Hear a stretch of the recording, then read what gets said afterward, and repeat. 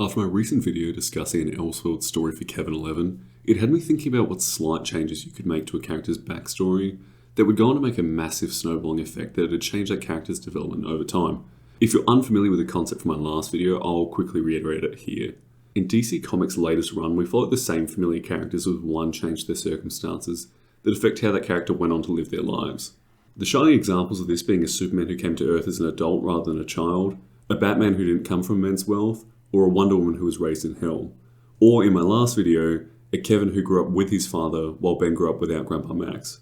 Which got me thinking further about a Ben who didn't grow up with Grandpa Max's influence, which naturally led me to Dimension 23's Ben, whose Max died around the same time he found the Omnitrix, who then subsequently grew up seeking validation through fame and status, that along with thinking every alien in the universe is evil, only to eventually meet up with our prime timeline version of Ben and go on to have a bit of a course correction as far as character progression goes. But what if Dimension 23's version of Ben never went on to meet the prime timeline version, but instead continued to go down that same path? For the sake of things, I'm going to be referring to this Ben as Ben 5 for reasons that will become clear soon.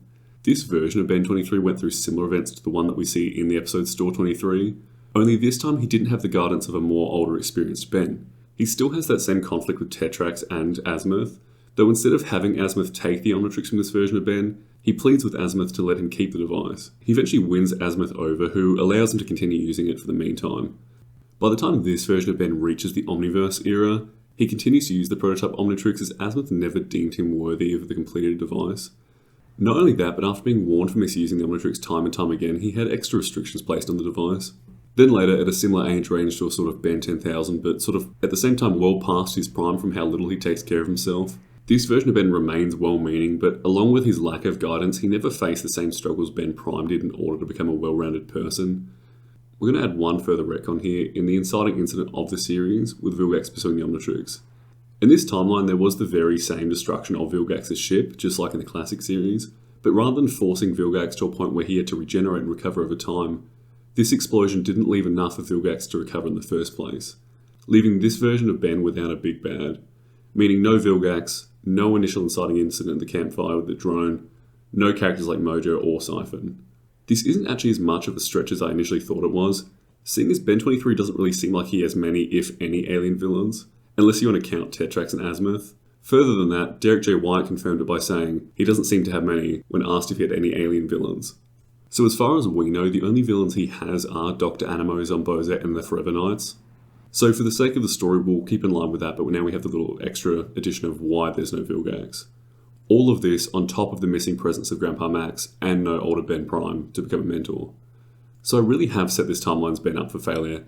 This puts him in the sort of spot where he's not one of the evil Ben variants we see in Then There Were None, but he's certainly not one of the ones you want to recruit on your side.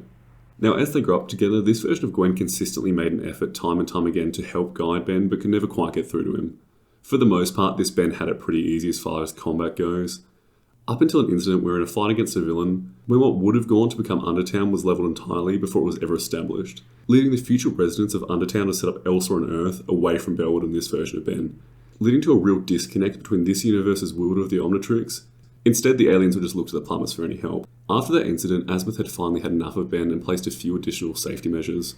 1, no new DNA acquisition, and 2, locking the device to a playlist of 5 aliens. Those aliens being Topic, The Worst, Wrath, NRG, and Walker Trout. After the incident, this Ben along with his aliens became infamous around the world. However, nobody knew he was locked out of most every transformation they'd seen him use previously. So this version of Ben maintained that fame of Dimension 23's Ben without all the admiration, purposely misleading and feeding news organisations fake information about his transformations. The biggest example being aliens like The Worst, shrouded in mystery in a similar way to how you see Feedback teased in Store 23, only ever shown to the public in silhouette and advertised as the worst thing a villain could ever see in their final moments, and various misleading bits and pieces of that nature. This Ben relying on intimidation tactics and reputation in order to ward off any real conflict.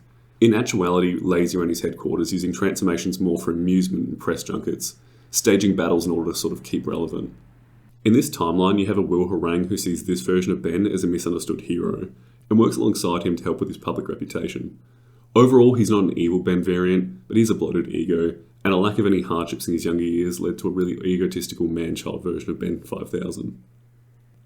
Thanks for watching.